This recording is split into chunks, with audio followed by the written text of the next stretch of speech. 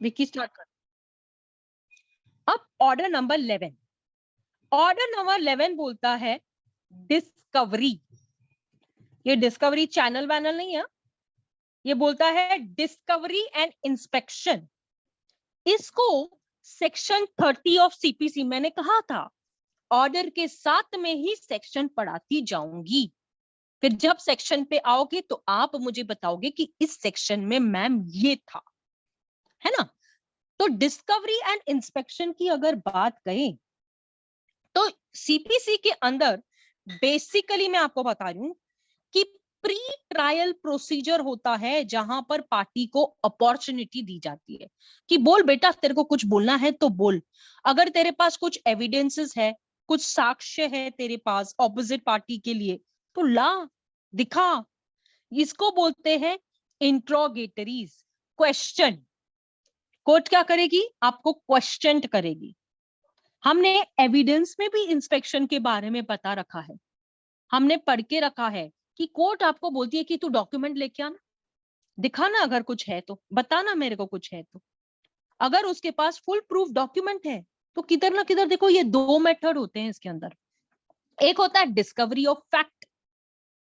Discovery of fact का मतलब क्या होता है कि कोई नई चीज निकल के आई है, कोई नई बात, नई चीज, नई बात, न्यू फैक्ट, ठीक है। Discovery of fact by इंट्रोगेटरीज।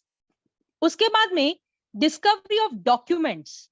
Documents का मतलब होता है दस्तावेज, है ना, जो कि कोई भी मैटर में, अगर समझो एग्जाम्पल के तौर पे लेते हैं, मैं आपको पहले ही बता देती हूं कि 12 से लेके 14 तक जो रूल्स है ऑर्डर 11 के, आप लोगों को डिस्कवरी ऑफ डॉक्यूमेंट्स के बारे में बताएगा, ठीक है। छोटा सा ओवरव्यू मैंने आपको ऑर्डर 11 का स्टार्ट दे दिया। अब इंट्रोगेटरीज भैया होता क्या है, समझना तो पड़ेगा ना कि होता क्या है, जिसको लेकर हम सेक्शन नंबर 30 में पढ़ेंगे, ऑर्डर 11 के रूल 1 में पढ़ेंगे, लेके 11 तक 1 to 11, जो कि आपको इंट्रोगेटरीज के बारे में बताएगा। मैं बताती हूँ इंट्रोगेटरीज क्या होता है, चिंता ना करें, ये टेंशन ही मत ले कि इंट्रोगेटरीज क्या होती है, क्या है ये, और हिंदी में इसको क्या कहेंगे, इंट्रोगेटरीज को हिंदी में क्या कहोगे प्रज्ञा? मैम थोड़ी प्रश्न। मैम जो क्वेश्चनिंग होती है वो, क्योंकि ये परिप्रश्न, इंटेरोगेटिव सेंटेंस से बना इंटेरोगेशन। हाँ, क्वेश्चन राउंड हो जाएगा। यहाँ पे अपना केबीसी चालू हो गया अभी, यहां से आपका केबीसी स्टार्ट, ठीक है। तो इसको आप ऑर्डर नंबर 11 के रूल 1 से लेके 11 तक पढ़ोगे, 21 वाले रूल में पढ़ोगे, 22 वाले रूल में पढ़ोगे, ठीक है। जो कि आपको कोर्ट से परमिशन लेनी पड़ती है। पार्टीज क्या करेगी, एक क्वेश्चन को सेट करेगी कि मैं, समझो मैं एक पार्टी हूं, मैं एक क्वेश्चन पेपर बना के आई हूं और मेरे को उजमा से क्या पूछना है ये मैं कोर्ट को दे दूंगी, सर मेरे को ये पूछना है, ये बात है, इसने ऐसा ऐसा किया है। क्वेश्चन पेपर जिसको बोलते हैं, मैं क्या करूंगी, एक क्वेश्चन पेपर तैयार करूंगी, किसे दूंगी, कोर्ट को दूंगी, कोर्ट से क्या कहूंगी, उजमा से ये सवाल मुझे पूछने हैं। समझा, ये लाइन क्लियर हुई आपको इंट्रोगेटरीज को लेकर? आगे बढ़े। इस प्रोविजन में एनी पार्टी इन अ सूट, कोई भी पार्टी होने दीजिए, फाइल कर सकती है एप्लीकेशन। मैंने हमेशा कहा है कि सीपीसी एप्लीकेशन पे चलता है। सीपीसी में आप जितनी एप्लीकेशंस दोगे कोर्ट को, वो डिसाइड करनी पड़ती है। इसीलिए तो सीपीसी के अंदर जो भी कोर्ट केसेस होते हैं वो 10-10 साल चलते हैं, 20-20, 25-25, 30-30 साल चलते हैं। 40 साल वाला भी केस मैंने मेरे आंखों के सामने देखा है। एग्जीक्यूशन तक देख के आए हम लोग, स्टार्ट से लेके एंड, एंड से लेके एग्जीक्यूशन, एग्जीक्यूशन से लेके बैलगाड़ी, सब देख के आए। ये चीजें आप लोगों को बारीकी से थोड़ी समझनी पड़ेगी, ठीक है। ऑर्डर लिया जाएगा, कौन ऑर्डर देगा भैया, कोर्ट ऑर्डर देगी। क्या कि आपको जो सवाल करने हैं अदर पार्टी से, तो आपको क्या करना पड़ेगा, जैसे ही आपने प्लेंट फाइल कर दिया, WS कौन फाइल करता है, प्रतिवादी, प्लेंट कौन फाइल करता है, वादी, ठीक है, वाद पत्र वादी लाएगा और रिटर्न स्टेटमेंट कौन लाएगा, प्रतिवादी लाएगा। तो कोर्ट क्या करेगी, सम्मन्स भेजेगी, किसे भेजेगी, पार्टीज को भेजेगी, और क्या होगी, फर्स्ट हियरिंग होगी, आपको बुलाया जाएगा, आओ सा कोर्ट आओ। अगर पार्टी को फील होता है कि there is a gap in the facts, then they can file an application to ask from the, अगर ऐसी कोई बात है कि अगर कोई पार्टी है, समझो उज्मा है, उज्मा एक प्लेंटिफ है, उसको लग रहा है कि कुछ तो गैप है यार, कुछ तो मिसिंग है, कुछ तो रह गया है, तो वो कोर्ट से एप्लीकेशन करेगी और कोर्ट से ऑर्डर लेगी कि सर ये गैप को मुझे थोड़ा सा भरने दो ना, ये रह गया है मुझसे, वो क्वेश्चन फॉर्म में लेगा। तो हु में एडमिनिस्टर इंटरोगेटरीज, कौन करेगा, ऑपोजिट पार्टी अप्लाई करेगी ऑर्डर के लिए और अलाउ किया जाएगा दूसरी पार्टी को सूट में, ठीक है। इसका मतलब क्या होता है, वादी अप्लाई करेगा ऑर्डर के लिए कोर्ट से कि मुझे प्रतिवादी से ये प्रश्न पूछने की परमिशन दी जाए, समझा। प्रतिवादी भी इस चीज को कर सकता है अगर उसे लगे कि उसे भी वादी से कुछ प्रश्न पूछने हैं, तो जिसमें को प्लेंटिफ और को डिफेंडेंट होता है। अब ये को प्लेंटिफ और को डिफेंडेंट का मतलब क्या होता है, मैंने कहा है एक वादी नहीं होता, दो भी हो सकते हैं, तीन भी हो सकते हैं ना, तो वादी के साथ में को प्लेंटिफ, ठीक है, वादी के साथ में वादी, को प्लेंटिफ, प्रतिवादी के साथ में प्रतिवादी, को डिफेंडेंट। आया थोड़ा समझ में, चलो सेक्शन नंबर 30 क्या बोलता है, यहीं पे देख लेंगे अपन। आपने ऊपर तो समझ ही लिया कि पावर टू ऑर्डर डिस्कवरी, यानी कि कोर्ट क्या करेगी, कंडीशंस लगाएगी, लिमिटेशन देखेगी कि आप ये चीज करने के लिए बाध्य है या नहीं है।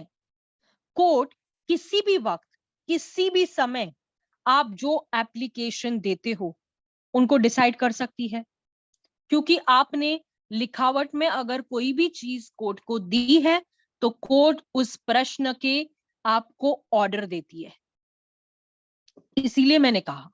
तो ऐसा कोई भी ऑर्डर जो कि जरूरी है, रीजनेबल है, किसी चीज को डिलीवर करने के लिए, किसी चीज की जानकारी देने के लिए, कोई सवाल के जवाब लेने के लिए, कोई डॉक्यूमेंट्स को एडमिट करवाने के लिए, कोई नई डिस्कवरी करने के लिए, इंस्पेक्शन करने के लिए, impounding to the return of documents. Impound का मतलब क्या होता है, आपको कोर्ट ने कहा ये डॉक्यूमेंट हमारे पास ले आओ, आपको चुपचाप वो डॉक्यूमेंट कोर्ट को देना है। अगर कोर्ट ने उस डॉक्यूमेंट को इंपाउंड कर दिया, मतलब कोर्ट अपने ताबे में वो चीज रख देगी, आपको कभी भी वो डॉक्यूमेंट वापस नहीं मिलेगा। क्यों?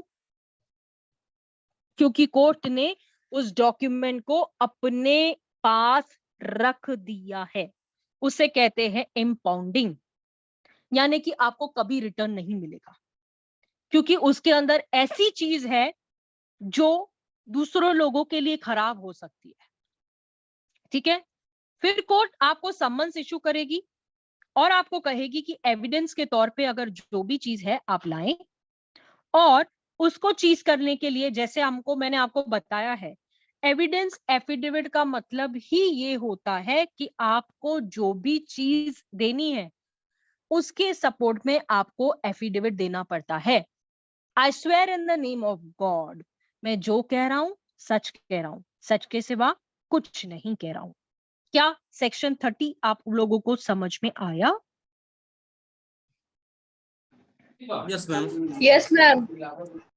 शिवानी, यस आपको मैम। बच्चे यस मैम। क्लियर, कोई प्रॉब्लम नहीं है? Yes ma'am. No ma'am.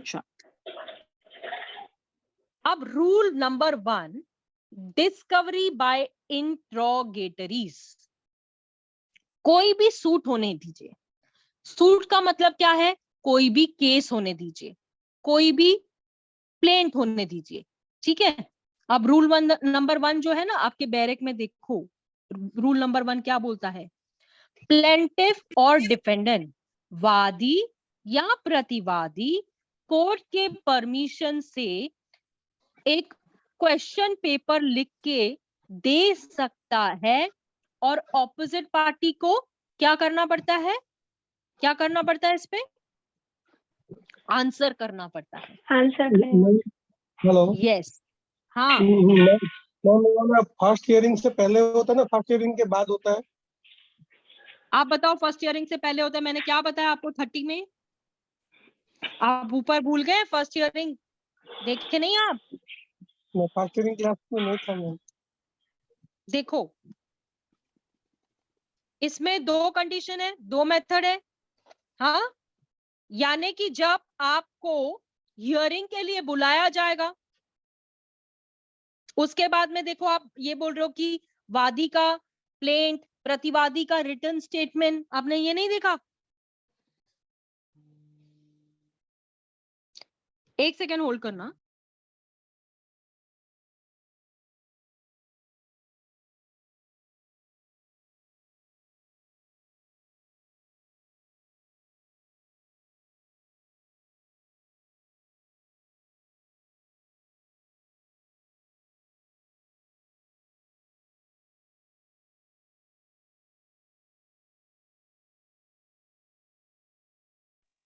हाँ, आपका ध्यान नहीं है प्रज्ञाम?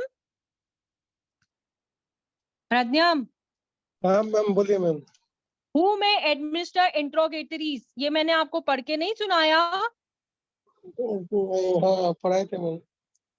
फिर आपका ध्यान नहीं है, ऐसा मत करो, है ना। देखो, फर्स्ट हियरिंग के बाद ही बुलाया। देखो, after the filing of the plaint, when written statement is filed by the defendant, the court में send summons to the parties for the first hearing, ठीक है। यानी कि फर्स्ट हियरिंग के बाद की बात की जा रही है। क्लियर कट यहाँ पे देखो, मतलब फर्स्ट हियरिंग के बाद वाला तारीख की बात की जा रही है, जहां पर आप क्वेश्चन का पेपर दोगे और जज साहब से कहोगे कि सर मुझे ये प्रश्न जो है पूछने के लिए परमिशन दे दीजिए, है ना। क्वेश्चन पेपर, इसके लिए मैंने सिंपल लैंग्वेज में कहा क्वेश्चन पेपर। हाँ शिवानी? मैम फर्स्ट हियरिंग में तो एग्जामिनेशन होगी ना? फर्स्ट हियरिंग में देखो, आप प्लेन फाइल करोगे, रिटन स्टेटमेंट, एग्जामिनेशन होगी, तो उसके बाद में ही तो आप अपने प्रश्न लिख के दोगे ना उनको। आपकी एग्जामिनेशन हुई, उसके बाद आप क्वेश्चन लिख के दोगे कि भैया मेरे को ये जो सवाल है वो सामने वाली पार्टी से पूछने के लिए परमिशन मांग रहे हो ना आप। इंट्रोगेटरीज का मतलब क्या होता है? क्वेश्चन क्वेश्चन क्वेश्चन, सवाल सवाल सवाल सवाल, यही है इंट्रोगेटरीज।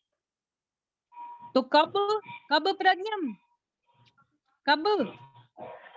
फर्स्ट हियरिंग के बाद। After first hearing. हाँ, after first hearing. Got it? चलो, very good question, need to ask, ठीक है। चलिए, वादी या प्रतिवादी क्या करेगा? कोर्ट से परमिशन मांगेगा कि मुझे ये प्रश्न इन राइटिंग में, एग्जामिनेशन होगी, है ना, एग्जामिनेशन होगी। दूसरा क्या बोलता है? ऑपोजिट पार्टी की। फिर तीसरा क्या बोलता है? एनी और मोर सच पार्टीज, एक भी हो सकती है, 2 भी हो सकती है, यानी एक प्रतिवादी भी हो सकता है, 2 भी हो सकते हैं, एक वादी भी हो सकता है, 2, 4, 5 जितने भी हुए, केस जैसे होगा, है ना। तो इंट्रोगेटरीज जो डिलीवर की जाएगी, तो एक नोट बनाया जाता है, कहां पे? पेज के नीचे, फुट में, है ना। जैसे अपन पेज खत्म होता है ना, पेज के पैरों में बोलूं कि फुट में बोलूं, आप समझ रहे हो कि नीचे नीचे नीचे, एकदम नीचे, पेज खत्म होने के बाद नीचे से थोड़ी सी गैप बचती है ना, वहां फुट पे वो आंसर्स का ये लिखा जाता है कि भैया इसने ये आंसर दिया है, ठीक है। पेज के नीचे, पेज के एकदम एंड पे मैं बोल रही हूँ, फुट फुट फुट, पेज के पैरों में, सिंपल लैंग्वेज में बोलूं तो मैं, ठीक है। प्रोविजो क्या बोलता है कि कोई भी party shall deliver more than one set of interrogatories to the same party with an order for that purpose.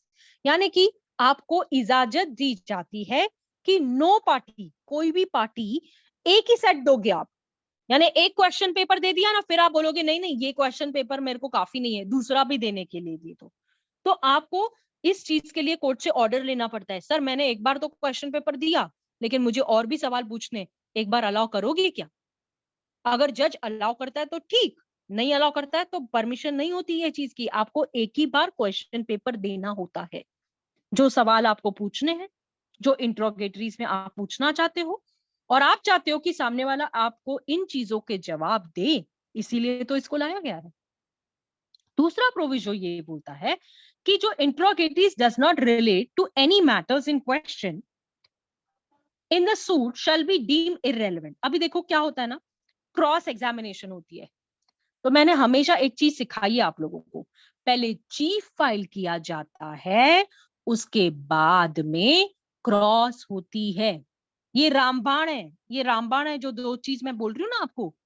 जब आप चीफ फाइल करोगे तो चीफ के ही प्रश्नों से, उससे ही आप क्रॉस पूछते हो। मैंने चीफ बनाना तक सिखाया है कि चीफ बनाई कैसे जाती है, ये भी मैंने सिखाया है, ठीक है ना? उसमें याद है कि नहीं, चीफ कैसे बनाते हैं याद करो, मैंने सिखाया है आपको ये चीज, ठीक है? अगर नहीं भी तो फिर मुझे फिर से बताना, मैं फिर से दिखा दूंगी आपको, याद नहीं आ रहा है कि अगर कोई इररेलेवेंट चीज बोली गई है। हाँ शिवानी, मैं फिर से सिखा दूंगी, कोई प्रॉब्लम नहीं है, ठीक है?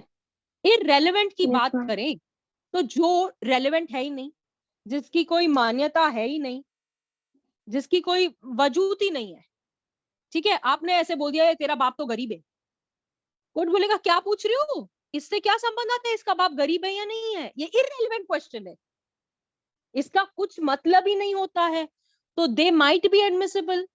ओरल क्रॉस एग्जामिनेशन हो रही है, हो सकता है उस चीज की, इसका बाप गरीब है, इसको ये पता चले कि ये कमाता नहीं है, या कुछ उस बात को, कुछ उसके ऊपर, जैसे अपन खड़े होते किसी चीज के ऊपर लाइट गिरती है तो वो हाईलाइट हो जाती है ना, तो उस चीज को यहाँ पे बताया गया है। आया समझ में? पहले अगर मैं आपको बताऊं तो ये क्या बात करता है, किसी भी सूट में कौन, वादी या प्रतिवादी, कोर्ट से क्या लेगा, परमिशन लेगा, किस चीज को लेकर, क्वेश्चन को लेकर। कैसे देगा, राइटिंग में देगा, उससे क्या होगी, एग्जामिनेशन होगी, किसकी होगी, ऑपोजिट पार्टी की होगी। ऑपोजिट पार्टी के लिए क्या होगा, एक या एक पार्टी से अधिक भी हो सकती है।